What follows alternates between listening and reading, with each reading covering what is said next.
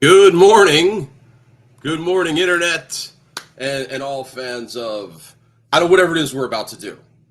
Welcome Soup. to the I've been told there pilot. would be The soup. initial. Did there? Well, I don't know. There'd be soup on your end. Well, this is soup and meatballs with that guy over there is Tim. Hey, everyone. This guy here is Max, and we are coming to you live on YouTube. Tim, how you doing this morning? Uh, I'm well rested. I fell asleep watching the Mets and Mariners on my couch like the old man I am. How are you today? I well, I'm going to be honest. I've had this cough for about I don't know 7 months. So if I pull out this big jug, you just got to trust me. There's water in here. Like Okay. in the Well, TV world, they used to tell you to drink hot tea with lemon, and that opens up your throat. That doesn't work. I'm going to sound like I've been smoking Marlboro Reds for about 20 years. Like you'll hear a lot of that. But other than that, I'm between good, man. between my story of falling asleep on the couch and your story on the value of being properly hydrated, I think we're off to a great start. I agree. If anybody doubts the Gen Xness of us, we're about that age where if I stand up, you'll hear it more than you'll see it. I think so. I'm excited about this. So I at first, Tim, why don't you tell people like why we're here? What are we doing here? We were texting each other some random nonsense, and the natural conclusion we came to is we need to share this with the world. With you out there, yeah. I mean, so Lucky world. little backstory. This is our pilot, so you're gonna have to learn a little bit about the hosts here if you're gonna want to watch us. So when Tim and I were in high school, we each did a TV class. So we got interested in media. Tim actually went into print media. I went into TV media after college.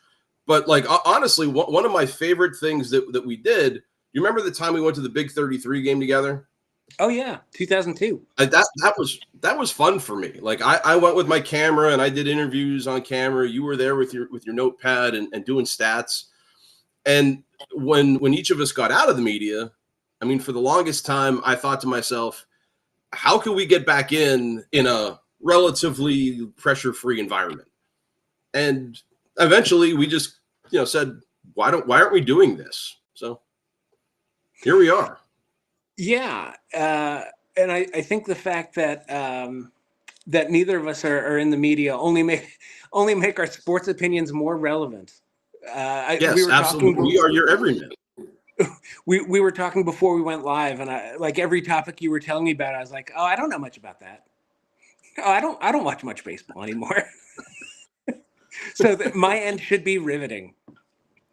Well, I hope so. And any of us watching out there, we set up. We're fully stocked already. We have a Facebook page. We have an email.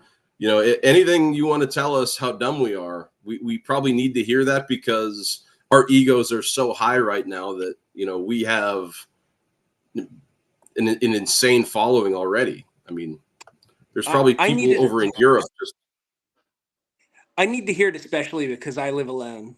So it's only just positive self affirmation over here. So really knocked me down a that peg. as it should be. So let's get into this, and so at least you get a semblance of who we are as hosts. I found this online, and Pimp Z says it best. What do we do? We're 11 years old. We decide we're going to root for that jersey, and it makes us upset for the rest of our lives. So who are we? Who are the hosts, and who do we root for? So like this going in. Tim, let us know who do you root for here? Well, you can see up there. And I think this is one of the funny things about our friendships that I'm a Red Sox fan and you are maybe the biggest Yankees fan I know. And We a good survive. portion, a good portion of our childhood and teen years were spent taking tense church bus trips to the old Yankee Stadium. But we've only seen Sox Yankees once. We went for the Ortiz farewell tour.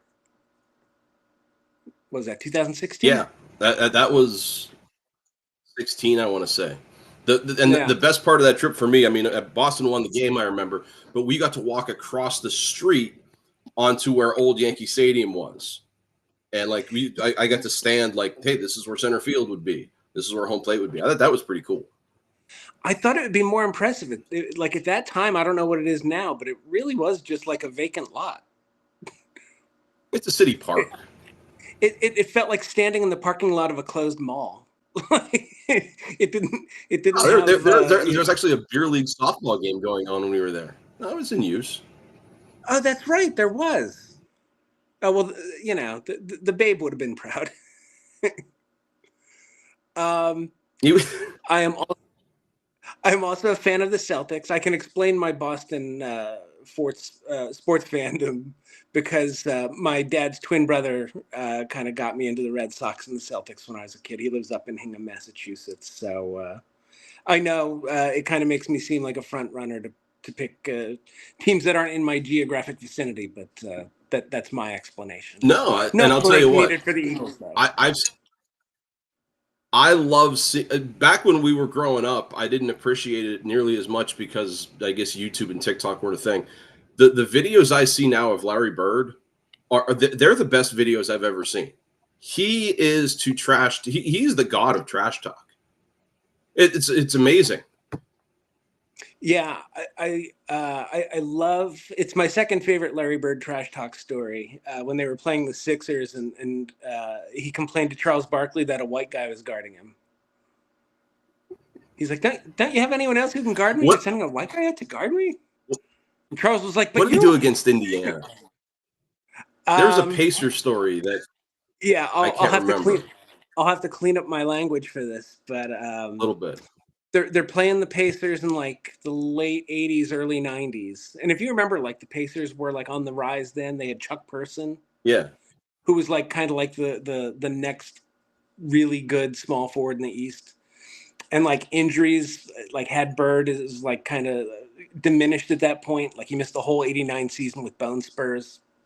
So Bird's fighting to stay on top. Person's trying to become the guy. They're playing around Christmas, and it's pregame shoot around, and Bird comes up to Chuck Person. He says, hey, Chuck, I got you a little Christmas present. Don't forget, okay?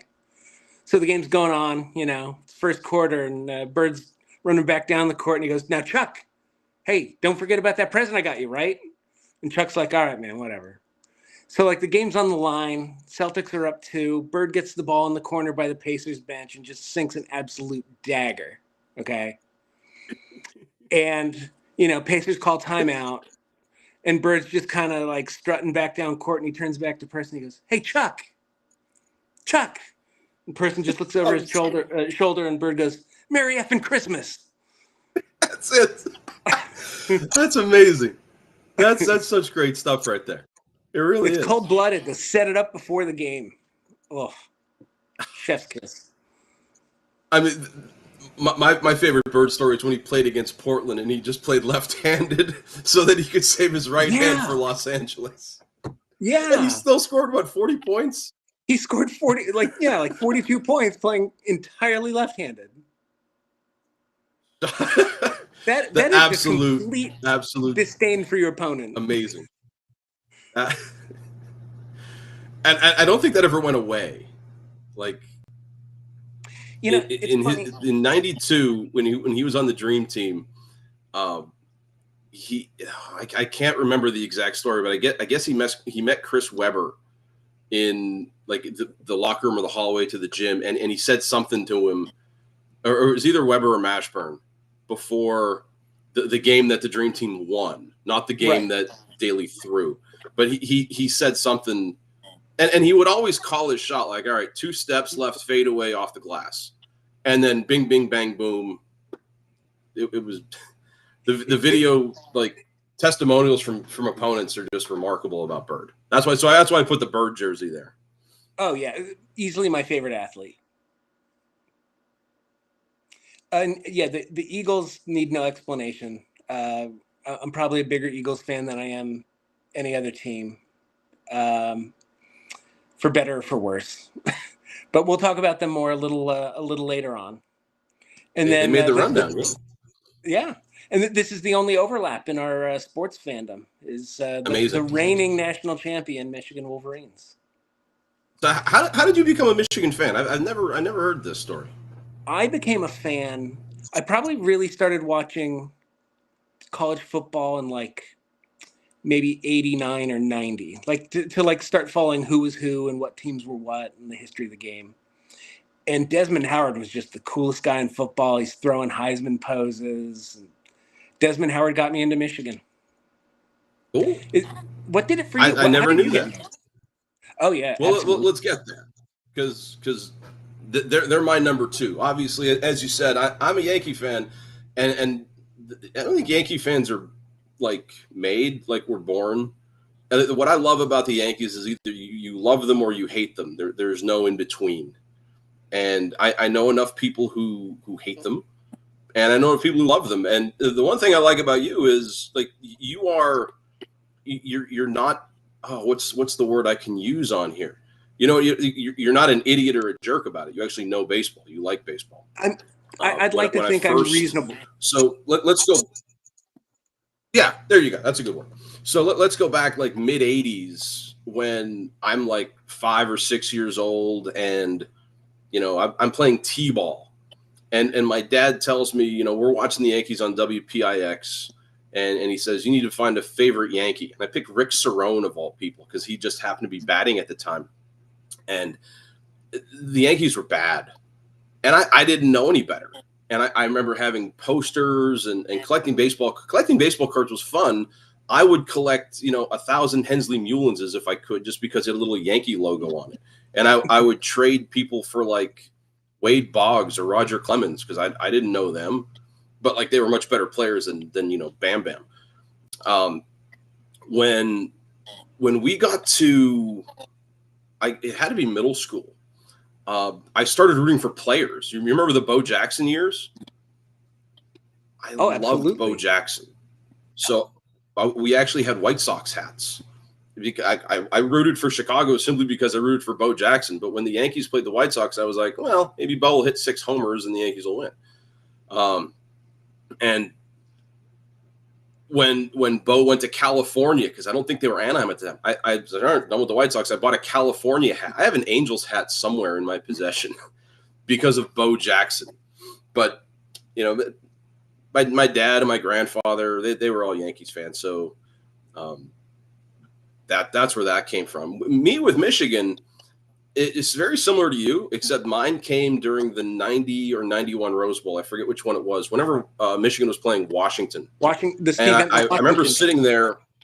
And I'm like, well, I should probably root for somebody. I'll pick them. And I just pointed. Michigan just happened to be on the screen. You know, living where we live, Penn State's kind of a big deal here. I will say Penn State won me $1. I bet my cousin on the Penn State Notre Dame game because he was a big Notre Dame fan. And I'm like, well, Penn State's going to win. And they're like, what do you know, kid? I'm like, well, I'll bet you $1. And my dad was like, do you have $1? I'm like, I'll find one.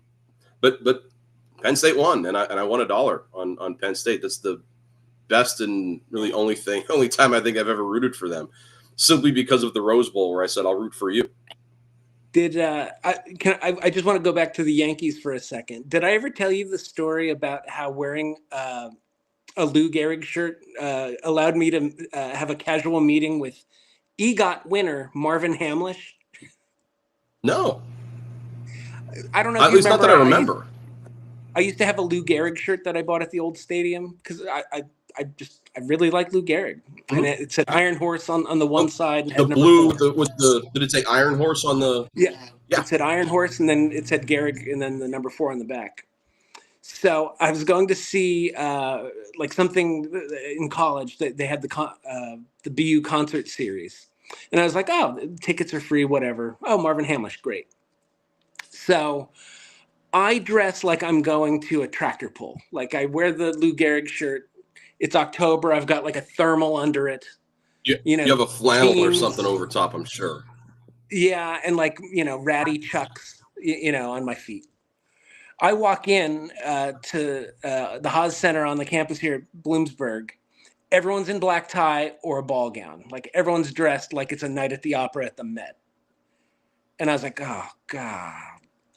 I thought about turning around, but I was like, well, these tickets are free and I don't know much about Marvin Hamlish. I guess I'll go in. So I'm sitting front row center in about the fourth row. Okay. Like right by the stage. So I'm just sticking out, dressed like a bum. During intermission, I'm like, maybe I should sneak out. I'm standing in the wings by the bathrooms, and I hear someone say, "Hey, I like your shirt." And it was Marvin Hamlish who came out, during the intermission. It was Wow. 99, so they would have been playing the Braves in the World Series. He asked me if I knew, like, did I see a score before I came to the show? We talked for 5 minutes, and then he's like, well, I've got this thing. I've got to go back in. I was like, oh, right. Yeah, you have to do the second half of your performance. That's wild. Super nice guy, Marvin Hamlish. Who knew? There you go. I don't believe I ever met anyone because of clothes I was wearing. That's something I got to think about. But that's great. You just need more provocative clothing. Halter tops. I'll work on it. You should see my pants right now. They're provocative. Ish. So, the Bears are strange. Like, so I became a Yankee fan because of my dad. Yeah. I thought my dad was a Bears fan because he had the school my dad taught at. They would throw these plastic footballs up in the stands, and the mascot looked like a bear. It wasn't, but it looked like one. So I thought, oh, my dad's probably a Bears fan. So I started rooting for the Bears just based on that, and it's been nothing but misery ever since. Oh my goodness. The days of Neil Anderson and Mike Singletary are gone. Even the days of Lance Briggs and Brian Urlacher are gone. So I don't know what Caleb Williams has. He has a really good receiving core, but he hasn't played yet. So we'll see with where they're on the up and up, I think, and like rooting for them through all the rough years and the Curtis Enos and Michael Haynes drafts and all that awfulness. When and if they do win a Super Bowl, it'll be nice, but that it just feels like it's so far down, if ever. I don't know. Where have you gone, Tom Waddle? A nation turns its lonely eyes to you. Yes. When your most recent Super Bowl quarterback is Rex Grossman. That's right. Rex Grossman went to a Super Bowl. Oh, boy. Along with Devin Hester and the defense. But basketball is a funny story for me. When I first started watching the NBA, I didn't know much beyond Michael Jordan. And we were in a department store, my mother and I saw this T-shirt that had like players all over it. And it was the Portland Trailblazers, and it was black. And I thought, dude, that's awesome. I'll root for Portland. And Portland was pretty good that year. That year they had the best record in the league, but they lost to the Lakers in the conference finals. That was Michael's first title. Yep. And I followed Portland pretty closely up until the Rasheed Wallace years. And at that point, I didn't necessarily like where they were going. And actually, I think I stopped watching the NBA altogether for a while. And then when I started again, I figured, well, I like the Yankees. I might as well root for the Knicks too. And that's been a big pile of whatever. Like if they win, cool. If they lose, I'm not as big an NBA fan as I would have been back in the 90s. But if I have to root for somebody, I'll root for the Knicks just so people can say, oh, he's a Knicks fan. There you go. So that's us. The basketball hoop by your house, didn't you spray paint Rip City? Rip City, yeah. Yeah, and the people who owned it didn't like that, and they made us like tar it over. For a team you don't even root for anymore. We got in trouble for that. I still think the Portland Trailblazers logo is really cool, like the 5 stripes that go like. Yeah, like I used to draw that on my notebooks. It looks cool, but yeah. And I thought Damian Lillard was a good enough player to root for back in the day, pre-Milwaukee. So he's still good. But again, I haven't cared about an NBA game in a long time, which is a perfect transition to our top story. Like, now we're 20 minutes in. Now we can actually get into what the show is about. Like, we're going to talk about, the random stuff we text about, which largely is sports. So, top story in sports, I thought was going to be football. Yeah. I really did. But then something happened on Thursday that that's our top story today, I guess. And we were definitely texting back and forth about it because, what was it, During 17 points the fourth in the quarter. first half? Well, oh, yeah. I mean, so this had the potential, at least in my opinion, to be as devastating a loss as USA Basketball's had since 2004. In 2004, they won I think they lost 3 games with the Allen Iverson team. Down 17 to besides Jokic and I'm going to kill this guy's name, Bogdanovic or Bogdan Bogdanovic. There you go. Is Bogdanovic in the NBA? Yes. Again, me and my caring about basketball. So how many other NBA players did Serbia have? Do you know? I don't know off the top of my head, but they had a few. But I mean, they do. You're right. They're very top heavy because they have Jokic, who I personally think is the best player in the world at the moment. And very much in his peak. In the second half, he got into foul trouble. Is the Olympics 5 fouls?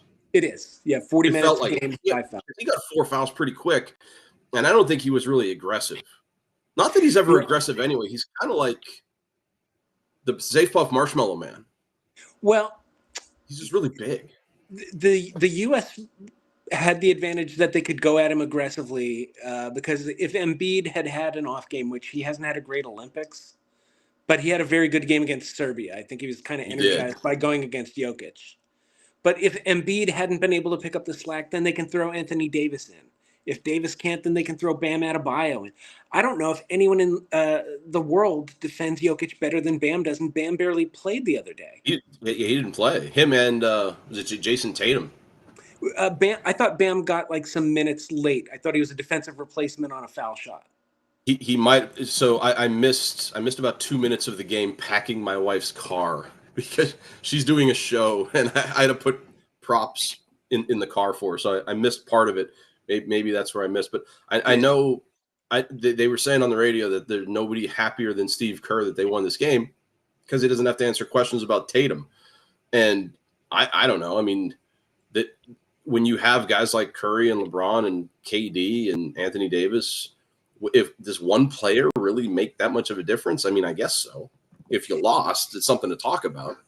I've seen people arguing that there's some sort of bias at play about how Tatum has really not seen minutes, like significant minutes in any game.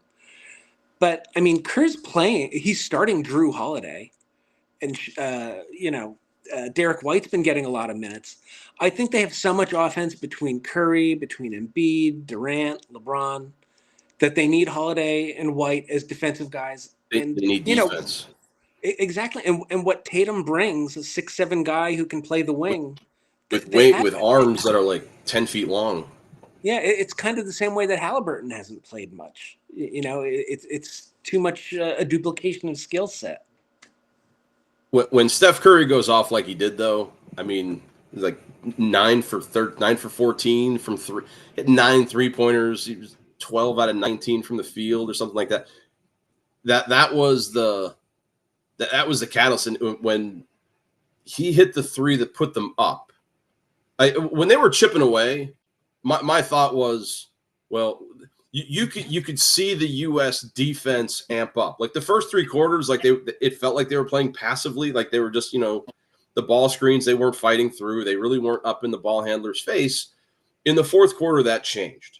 Like you could almost feel like they're like, well, I guess we need to play now.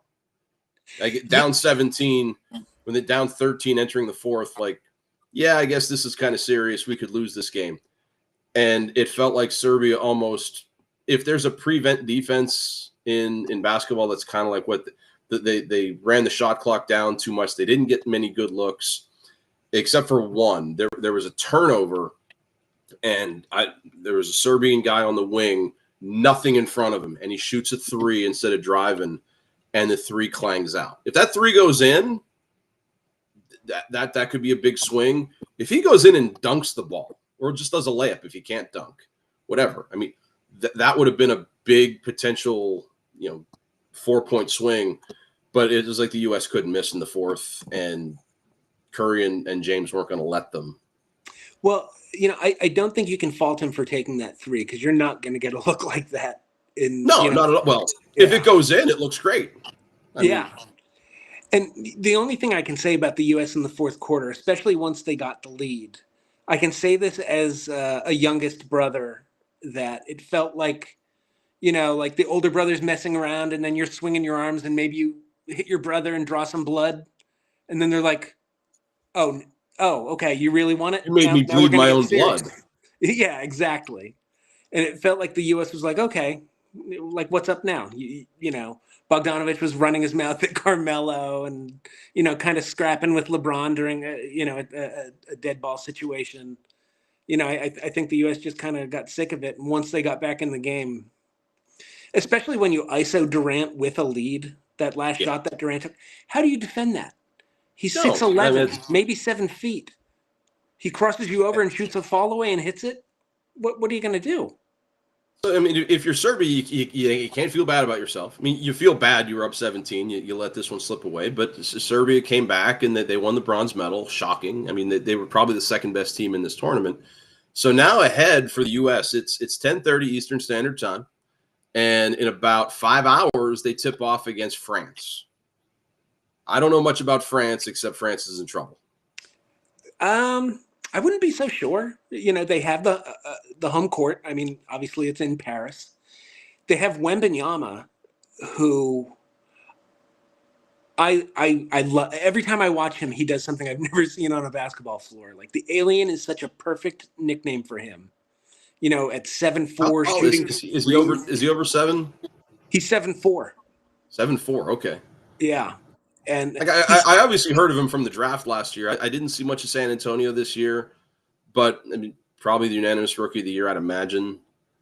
I don't know if Chet Holmgren got any votes. I don't know if it was unanimous, but Wembanyama. In my mind, Wembanyama should have been the defensive player of the year. He averaged, close to 4 blocks a game. I really think he's going to be the next NBA player to drop a quadruple double. He's the next big thing. I don't doubt that. And San Antonio is a great place for him. And here with France, you also mentioned, we were talking before about how France has Wemby and Rudy Gobert down low, but we also, I think, agreed that it's going to be very hard to defend the United States out on the wing. If they get shooting like they got on Thursday, I don't think this is going to be close. I'm interested to see what France does with Gobert, because they've been benching him for the last 2 or 3 games. He has not played a lot. Saving him for today. I think of all the NBA guys in these games, his stock may have dropped the most. That people, I think this has changed their perception of a 4-time defensive player of the year who can't even start for his national team. I'd read the lineup. It didn't that the U.S. is going to send out. If I remember right, it was KD, Steph, LeBron, Booker, and Embiid, that they were going to go with that starting 5 again. So, France has said that it's the matchups that has led them to leave Gobert, again, the reigning defensive player of the year, on the bench. If not this game, when? If you're not going to use Rudy Gobert. How much scouting do they do in the Olympics? Like, do they get huddle film on other teams? Like, are they using Rudy as the secret weapon? I can't imagine that's the case. Because even to get past Germany, they didn't use Rudy. Like, there was no guarantee they were even going to get to the gold medal game. We should get the French coach on next week as a guest, like 5 good minutes with France, and you straight up ask him, like, dude, what's up with Rudy, man? Did he like? Do you speak French? How do you say no in French? No. Then no. I tell them, I have friends in Canada, who speak French, and I joke with them like the only job I could have in Canada is professional wrestling referee because I could go un, deux, trois. That's about it. I remember we were both in drama club in high school, and 11th grade we had the show Anything Goes. Do you remember uh, the opening song Bon Voyage? Yeah, yeah. I Except remember the conversational bits of French from Bon Voyage. oh wow, that's way more than I have. Sur la plage, parle-vie. There you go. My parents made me be a kid in South Pacific. I was like 5, and I had to sing. So they made What's you the be a South kid at Pacific? 5? You got typecast, did you? Dite moi or something. I don't even. Moi is me, but dite, I don't know. I have no idea. I It was know just total from memorization. I know from Lady Marmalade. Voulez-vous coucher avec moi? Yeah, there you go. That's all the French you need. If you right dropped there. me on the streets of Paris, I would know how to say by the shore, and then will you go home with me? I'd be fine. And I could count 1, 2, 3. That's I'd wake up in a bathtub filled with ice and one kidney. and neither one of us would have kept Rudy Gobert on the bench. So I don't know. I'm not high on Rudy Gobert. If you couldn't tell, I don't love him. I'm calling US by 20. Wemby might have a big game, but it's not. I don't think it's going to be enough. I don't think it's going to be much of a game in the fourth. That's my guess. We'll see. I think even if Wemby goes like 30, 12, and 5, the U.S. still wins by double digits. There you go. So bring home the gold, Steve Kerr and company, and moving on. So now you said you didn't watch a lot of baseball, so let's obviously talk about baseball. Of course. Last week, I think the big series in the National League. So American League East people, let's talk about the National League. The Dodgers and Phillies, both of these teams are in first place, and I guess with the Phillies have a more commanding lead. It's closer out west than I initially realized. Philly took 2 of 3, and in the middle of an earthquake. Did you hear about the earthquake? I didn't. So 5.3 level earthquake strikes in the middle of game 2. Philadelphia wins. I don't know if there was a delay or anything like that, but when you're in the middle of a game and the field shook a little, they said they could feel it in the broadcast booth more. So I don't think there was a delay. Didn't seem to bother Kyle Schwarber. I mean, Kyle Schwarber just crushed the Dodgers, had 4 home runs during the series. Now 3 of them were in one game, but still. Philly 2 of 3 in LA, and then San Diego goes and sweeps the Pirates and cuts that lead out west to 2.5. I still think the Dodgers and Phillies are probably the 2 best teams in the National League. Somebody who watches more American League baseball, I mean, it's really just go by what I see in the scores and the records. But the one thing I like to look at is run differential, because that seems to that gears like what you see from teams more often. And believe it or not, it's the Phillies have a run differential of plus 107. Do you know who's number 2 in the National League? Because it's not the Dodgers. Boy, number 2 in the National League. I don't know. I would just be throwing out a random guess. Milwaukee. I would not have guessed Milwaukee. And Milwaukee has a 7-game lead. So again, like, we just follow who we follow, but the National League has teams with some pretty good records out there, and some of them they tried to get better during the trade deadline. I didn't see from our team's perspective. I thought it might be interesting to go through the trades that Boston and New York made and see if you've seen anything with some of these guys. So going back to July 6th, where were you on July 6th when the Red Sox picked up Trey Wingenter from Detroit? I was reading about something that certainly wasn't that, I'm sure. Right-hand pitcher. I don't know anything about him. Yeah. And where were you on July 6th? And also, what are you, a cop? I don't remember where I was 2 days ago, but so 20 days later, so now we get closer to the deadline, and this is a deal I actually like. The Red Sox sent Moises Bolivar, who had I don't know what he is, for a guy in James Paxton, who used to be a Yankee in 2019, had a really good year in New York. And I don't know if Paxton's pitched in Boston or if you've seen him, but I think Paxton's a good pickup for a Boston team that's not out of the playoffs. No, and that's I know they brought up the point during the All-Star broadcast. Would the Red Sox be buyers or sellers? Because for a good portion of like June and July, they've been like between 2 to 4 games out of the wild card.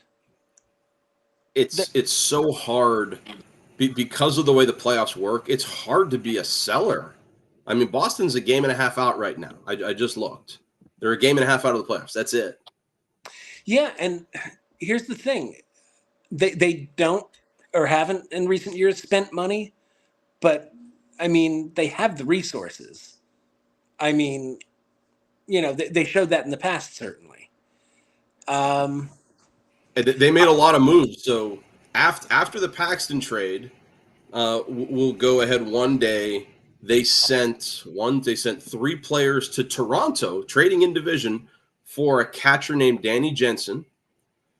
Then a couple days later, they go out and get 2 presumably bullpen pieces, Lucas Sims from the Reds and Quinn Priester from the Pirates for minor leaguers. So that they went out and they boasted their bullpen, It really seems like a sort of half-hearted bet on this year. It seems like they didn't want to give up a ton, but they're like, but maybe we get a wild card bid and we roll the dice. Like we see where, I mean, look at what wild card teams have done in the past few years. I mean, just go back to last year.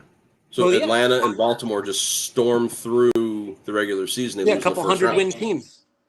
So the same day that Danny Jensen came to Boston, the Yankees made their big splash. They sent 3 of their minor leaguers to the Marlins for Jazz Chisholm Jr.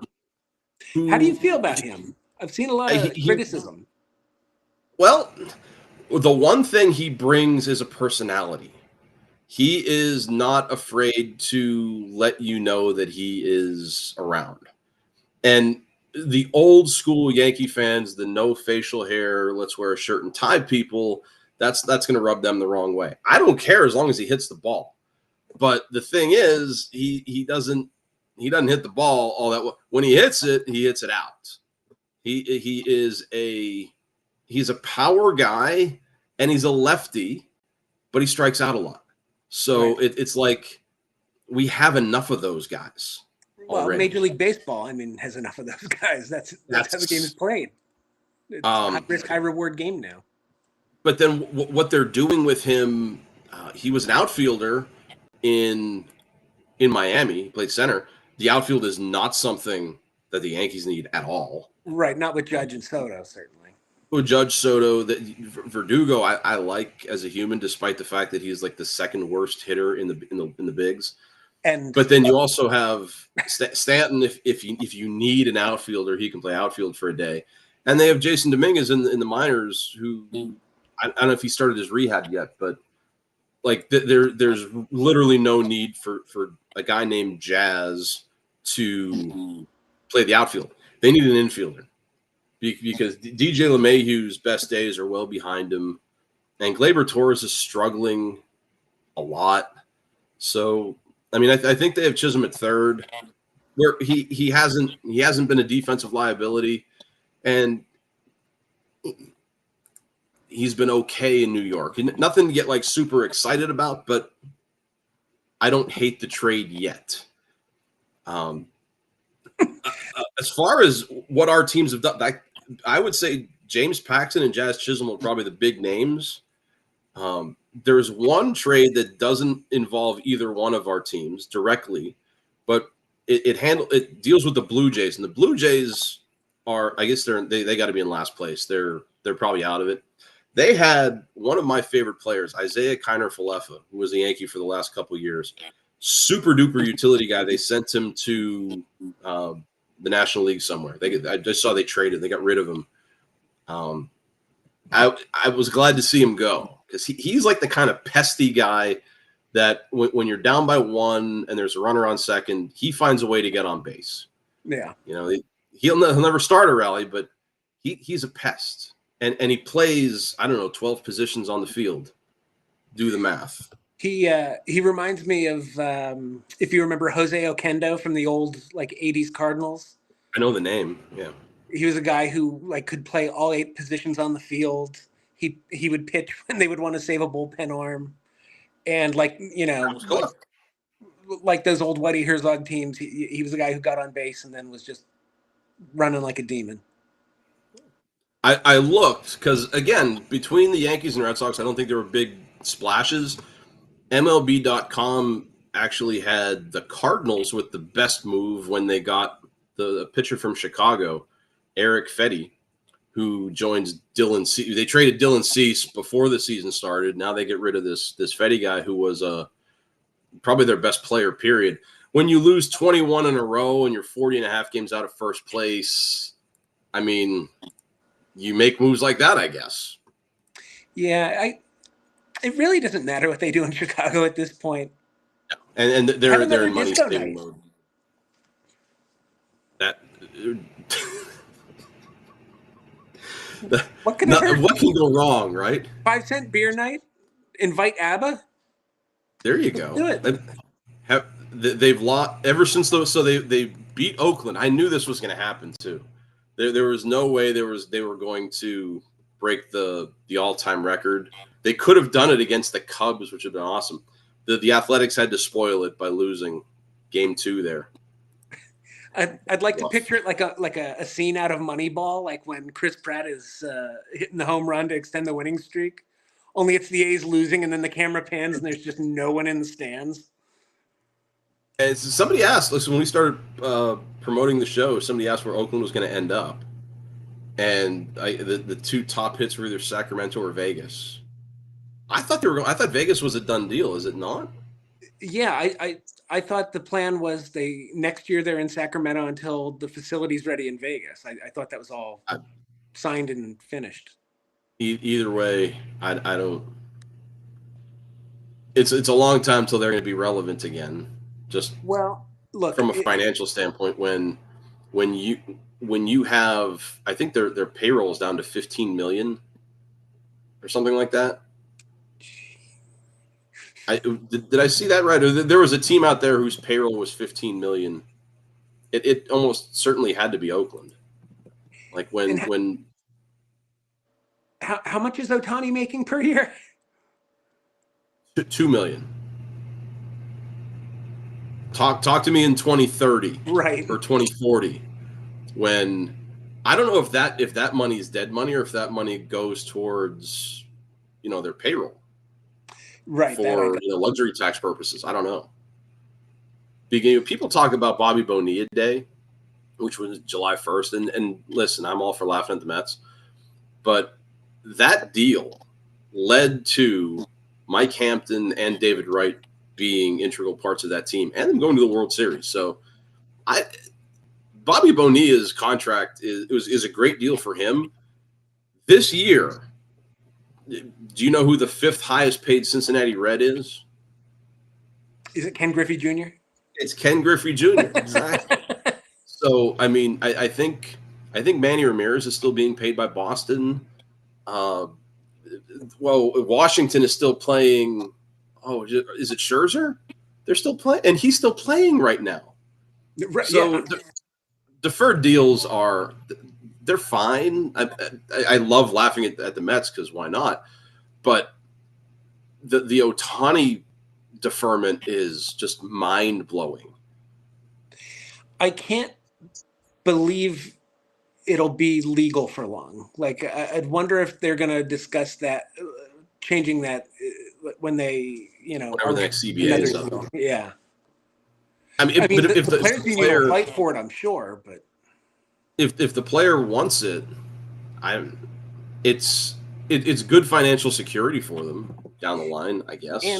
And it gives the player more options and where they can land, because it gives a team that might be cash poor, a way to, it's like being able to buy a house on a 40-year loan instead of a 20-year loan. Yeah, there you go. So your Pittsburghs, your Milwaukees, your small markets what Pittsburgh is going to do with the Skeens character, who I hadn't seen him pitch in the minors. I saw him pitch this year. His arm mechanics. Have you seen this guy pitch? Only in the All-Star game. That's the only time. Wonky, very wonky, like herky jerky. If his elbow were to explode tomorrow, I wouldn't be shocked. I'll tell you what, but though, when he throws it, there's no rhyme or reason. Like, you think of all the people going back who had wonky mechanics, like a Louis Tiant, or someone like that. Eckersley had weird.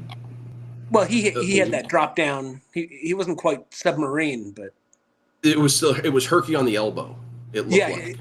When he would deliver, his elbow, like his arm, almost looked like a cello bow, like it was like arced like that. It makes my elbow hurt now. Well, it was. I mean, I don't hope he gets hurt. It wouldn't shock me to see it somewhere down the line.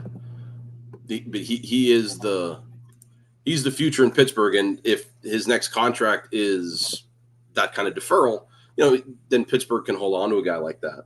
Which I hope they can, because it's good for the game when talent gets spread around the league. When you don't have 5 super teams, but when small market fans have a reason to go to the ballpark. Yeah, and I know a lot of Pittsburgh fans who are they're high on the team now, and then they're sub 500, but the future you hope is bright, right? So, speaking of future, so we'll switch over here. King of the segue. Yeah, we should do our best here. So the future in New York. I don't know if you saw this. The Giants and Lions had like some inter squad practices, and the Giants' future, their draft pick, Malik Neighbors, the 6th pick in the draft. I don't know if he catches the ball or drops the ball, but he's jogging back to the huddle and he taps somebody on the helmet, and it starts something. That was the second fight these teams have had. So, have you ever heard, as an Eagles fan, big time fights in camp? Do you think they're good? Do they help teams? I think they're good to an extent. You like to see passion boil over into temper sometimes, but I mean, that's the other thing. It could be indicative of a culture problem. It could be a locker room where offense and defense are divided, or even along position groups that guys don't get along. Now, this was 2 different teams. Now this is New York and Detroit fighting, so you don't have to worry about the locker room. Right. I was just talking in general about this. Is general. I got you. Stuff. Because that you're gonna see that every year. I don't even think that's news anymore if there's a fight. But yeah, like in passing scrimmages or whatever. It's pretty rare. Guys just want to get out of there and not get hurt. And they want to get quality reps. The one on, I think it was Monday. I'm just going to say Monday because, if I say it confidently, nobody will know. On Monday, the fight that the Giants and Lions had, Daniel Jones got involved. Now, Daniel Jones is not the greatest quarterback in the league. However, he signed a big, $160 million contract.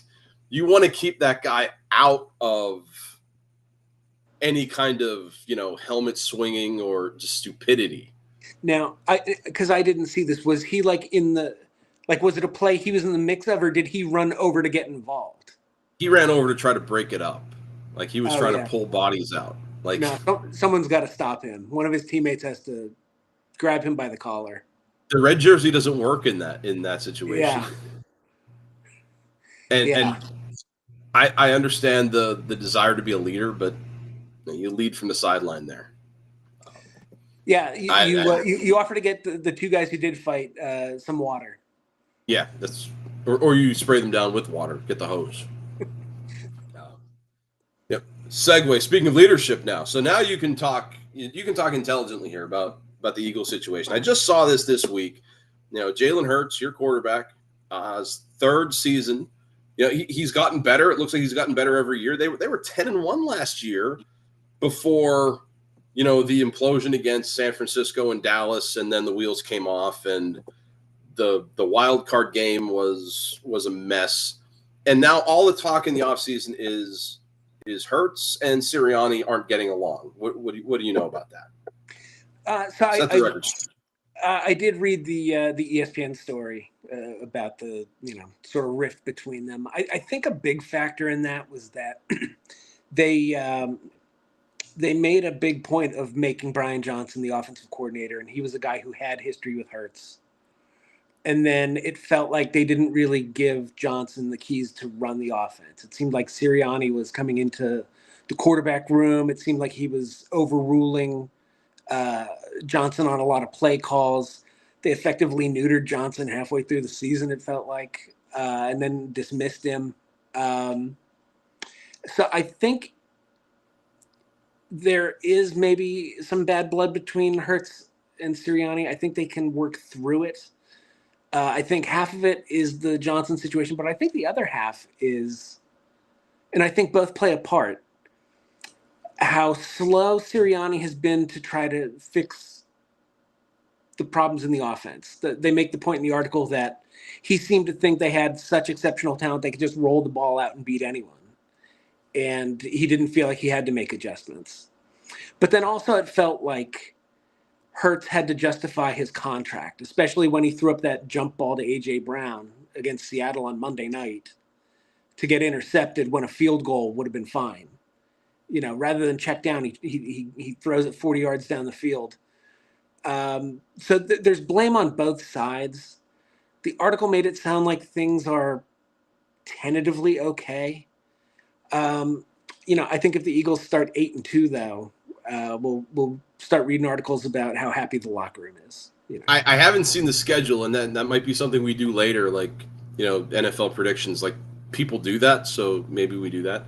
Do you think Barkley in the backfield takes a little bit of the load off, gives him another option out of the backfield, and is he a better option than what you had last year? Here's why I like him. Not only is he a great pass catcher, and I'd like to see the Eagles even get him downfield like on a linebacker. I think that's just a mismatch waiting to happen. But he's so great in blitz pickup, which the Eagles really struggled with. I can't tell you how many times it felt like Hurts rolled right and threw it out of bounds. I remember at one point reading a stat in like week 15 that the Eagles led the league in just dead throwaways. Yeah. So I think Barkley is a great solution to that problem. That they if can he keep stays him healthy. Yes, well, that's the other thing. That's the biggest bummer. And as someone, the New York thing, I didn't mind when the Giants won. I mean, I wouldn't call myself a Giants fan, even as far as when the Bears were like really, really bad. If the Giants won, I wasn't upset. When Barkley was out there, he's something to watch. It's just his health that you hope that a guy like him stays out there. But that's football, right? And I think he also benefits behind a much, much better offensive line. Yeah, absolutely. And he doesn't have to go against the Philly defense twice a year either. He gets to go against the Giants defense, which is a small step down ish. Yeah, especially with Wink Martindale gone. I'm curious to see what the Giants will be like on defense. Yeah, that's a good point as well. The last thing you talk about when you talk about Hurts leading the league in throwaways, that there's a player who played for the Bears who might have been ranked number 2, Justin Fields. Justin Fields is in Pittsburgh now, and for some reason, Brandon Ayuk from San Francisco wants out. I guess he's not. It's got to be a money thing, because when you have an offense like there's a Netflix series called Receivers I've been watching, and they follow Deebo Samuel, George Kittle, Justin Jefferson, and Devontae Adams. George Kittle is not like my new favorite player. He's just so weird. I love him. He's such a big goofball. But when you look at the games within that offense, Ayuk was a really good part of it, especially when Samuel got hurt. But it's got to be a money thing. And he requested a trade, and New England was rumored for a while to match him up with Drake May. but it seemed like Pittsburgh was going to be in the mix as well. And after seeing what Fields did, he needs some kind of receiving help. That I don't know if it's Ayuk or not, but that's the last bit of at least camp news that's making the rounds. Aside from the second week of preseason games, which are largely meaningless. I can't even suppose. watch preseason after the first few. Can you imagine paying $60 to go see a preseason game in The only person? reason you do that is because you have to if you want to get season tickets. Yeah. And I remember when I think it was my brother-in-law, so I'll say it was my brother-in-law and say it confidently so nobody knows. My brother-in-law got season tickets for Pittsburgh, but he was in a waiting list for a long time. And so these NFL teams, especially with deep fan bases who are, gung-ho every year, it's hard to get on that list. And as an owner, this is why, if the NFL ever goes to an 18-game schedule, I don't think the owners want to dock or decrease a preseason game. I think they have to, but it's money for them. And yeah, I'd be curious to see like what the ratings are like for preseason games in 2024 as opposed to even like 2004. If now the game's grown, but I'm curious if people have grown numb to preseason, or if they're so starved for football that they still tune in numbers. I don't know. I'll tell you. Last year I just looked it up right now. I'm looking at it. The number one preseason game drew a 2-4. It was Houston at New Orleans. It was a Fox game at 8 p.m. So it was in prime time. Yeah. The NFL preseason ran a re-airing of the Bills and Bears. They drew a 0.6.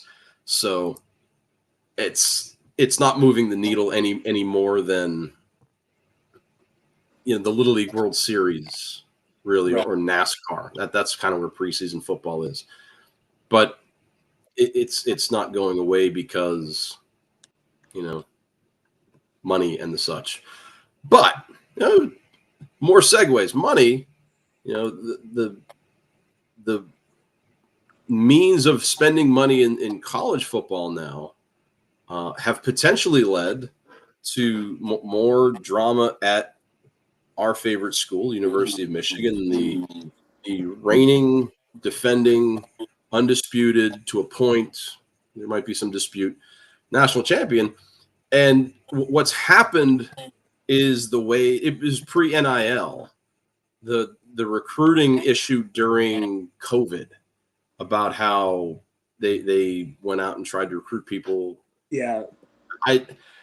I don't think anything this is coming from a Michigan fan. I mean, an Ohio fan might think differently. I don't think there's like a massive ban hammer coming. I don't think the death penalty's coming. The national championship is safe. Nobody's taking my T-shirt away from me. That is like what it feels like a PR move. It kind of felt like in some ways Harbaugh gave the NCAA a middle finger last year, and I feel like on his way out the door, they just kind of wanted to sully his name a little bit. I don't think it's going to do anything to I the think program. This goes back to it started when Harbaugh first came in. Was it 7-8 years ago? I don't know how long. And he started running these satellite camps, and he tried to get around recruiting that way. And there's nothing wrong with it. Like as Jesse Ventura used to say, "Win if you can, lose if you must, but always cheat." I don't think that got to that level, but it was like trying to get an advantage somewhere. And if I can run a camp in Florida for IMG kids, yeah, why wouldn't I do that? Because that's where a large portion of college recruiting is done, at these camps that kids go to. Yeah, because of technology. Sorry, I didn't mean to talk over you there. No, because of technology, these kids can get huddle all over to coaches. You don't need you want more face-to-face time. That's where these camps come in. And Harbaugh was one of the first guys. I hope no one still does it, but he was having sleepovers with potential recruits, which is the creepiest. That was weird. That's so weird. I love Jim Harbaugh. That was weird. Yeah. don't come over in pajama pants. Stick with the Yeah, khakis. that's the visit. Go to dinner. That's fine. Yeah, Yeah, that shake my dad's hand, hug my mom. play backyard football with me. Let's go let's throw the ball around. Crank it up. Why not? Yeah, and then Jim, it's time to go home. It's like 9 o'clock, dude. Get on the bus. Get out. So I I don't think there's between that and the Connor Stallions thing. I mean, listen, I have one of these little devices. I shoot film of my son. My son's in the marching band. He plays trombone. He's awesome. I tried to get film of him, and he's on the field, and it is shaky. And I'm a good videographer. It's shaky, but it's grainy. If I try to zoom in on what his hands are doing, It's like this and he's on the recruiter field film.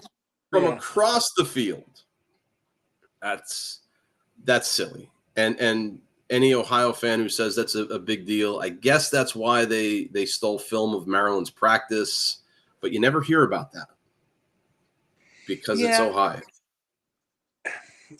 And Ryan Day hasn't irritated the NCAA yet. Yeah. Jim Harbaugh did.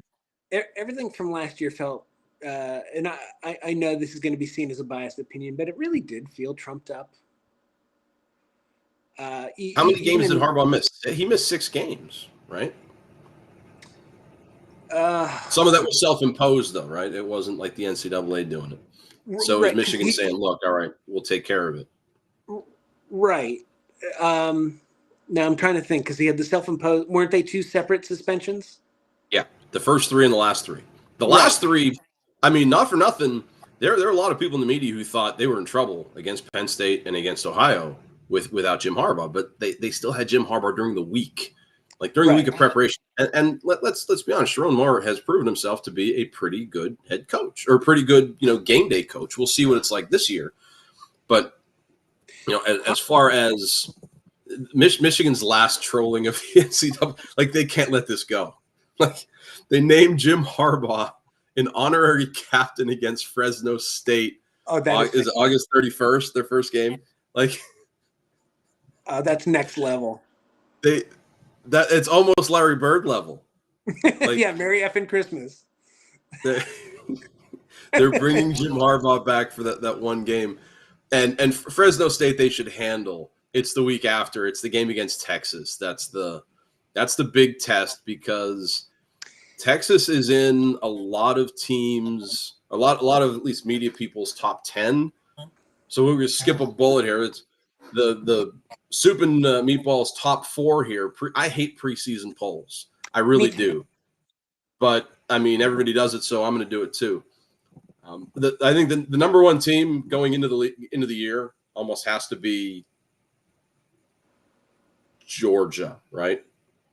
Oh, I didn't know you were prompting me. I'm sorry. I thought that we could say it at the same time. Like, I mean, they've got a senior quarterback. They've got Kirby Smart, who's maybe the best coach in football now that Harbaugh and Saban are gone. And I really like Jalen Milroe in Alabama, though. I know Saban's gone, and there's going to be Alabama. Alabama is my number 3. So I put Georgia number 1. I put Alabama 3. Kalen Debo comes from Washington. He's almost 100 games over 500 as a coach. I looked it up. He's 104-12. At Washington, went to the national championship game, and it was a close game. I've talked to Michigan fans who's like, look at the final score. It was a blowout. It was a single score game for most of that game. Like I was tense the entire game. I watched it on replay. I'm still tense. And I know who wins. Until the fourth quarter, they started to pull away a little bit. Yeah, and the Sainer still interception was like that was awesome. Very unsolid. But I mean, so Alabama's my number 3 because I think Oregon is going to surprise people. I think Oregon's going to win the Big Ten. Oregon's always a problem. It was really only like the Chip Kelly teams that got to like in the conversation for national title, like when they went to the title game, but they're always right there. They're pesky, and it's a tough place to play. Yeah, Boston is tough, man. So they're my number two, and I put the other team at number four just because they did so well in the transfer portal. It's just whether or not Ryan Day can win the big games, and eventually, I mean, it has to happen. He has to break through eventually.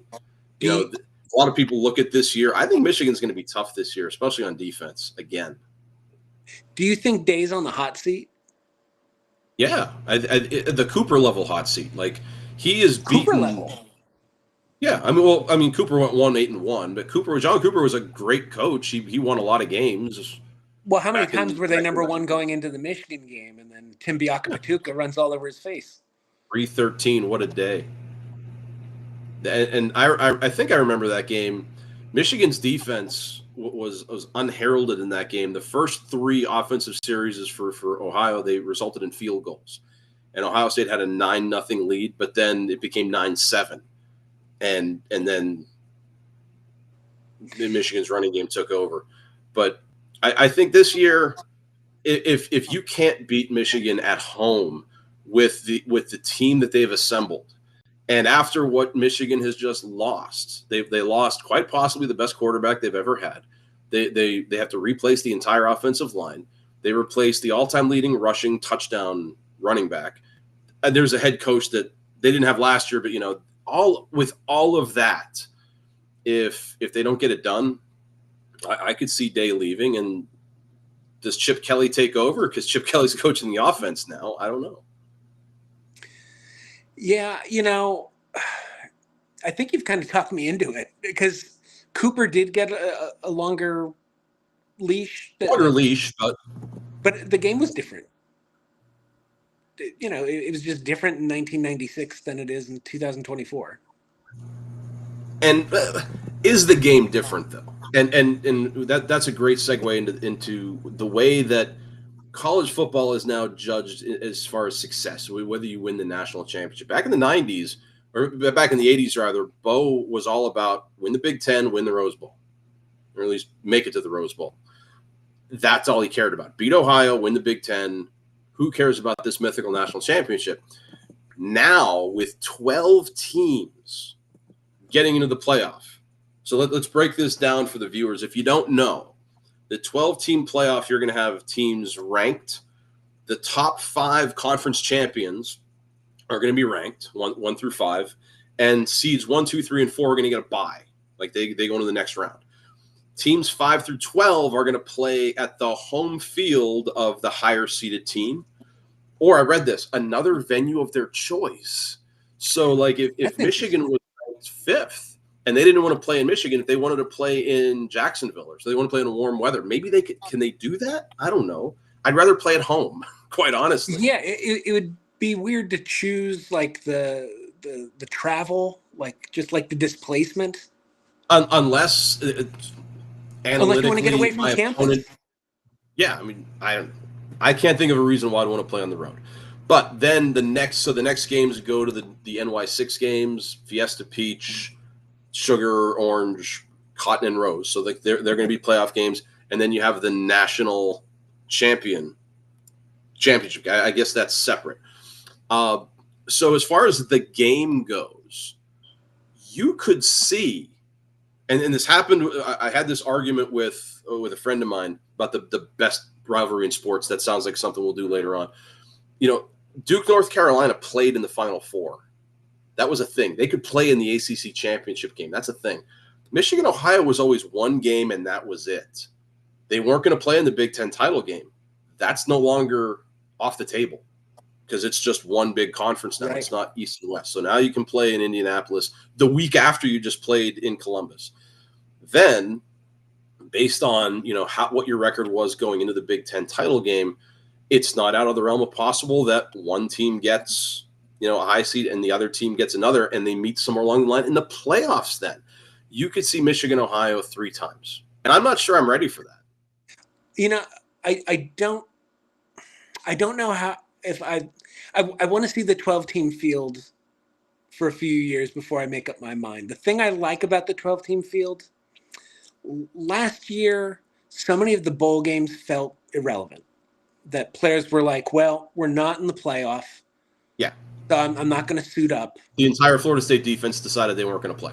Right. Marvin Harrison Jr. doesn't show up. So, 17 guys from Ohio State don't dress. So Missouri gets a big win, and yeah. But It did feels they like a really spring beat game. Ohio? Yeah. Now at least this is, and that was happening in major bowl games that just weren't part of the Big Four. At least now players won't do that because, like we were saying with the wild card in baseball, it could happen. You could make a run. What you're not going to dress because you might be a third round draft pick as opposed to a second round draft pick when you could win possibly a national title. I don't know. That's one of the things you have to see, because that's potentially at least 3 more games of wear and tear. NIL money has at least changed it that to the point like you're not getting NFL money, but a guy like Travis Hunter out in Colorado, like he has a means of making a significant amount of money for a college kid. A guy like Carson Beck from Georgia, they're a big quarterback. Like they'll make their big money. It's the guys who I feel tough for, the running backs and the interior linemen, because that's just more wear and tear on their bodies. But as far as being a college football fan and seeing like what you said as important games, yeah, I'm big on that. So it'll be interesting to see, who wins the first one, and what seed did they come from? Will it be like the Major League Baseball playoffs, or like the NFL, where getting that bye is super important? I think the bye is going to be important. Is there a school that you think that like jumps to mind that the 12-team field especially helps? Because I immediately go to Penn State. Penn State. Like, did you say Penn State?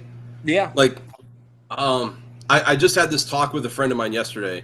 The over/under on number of non-Big Ten and non-SEC teams in the Final Four in the 12-team playoff. I set the over/under at 3.5. Oof. Yeah. So you have to take 5 conference champs.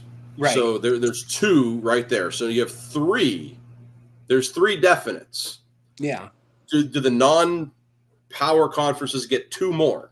I think they might get 1 more. I don't know about 2. Depends on the season Notre Dame has. They're obviously they're a wrench, but so maybe 4.5 is a better Vegas number.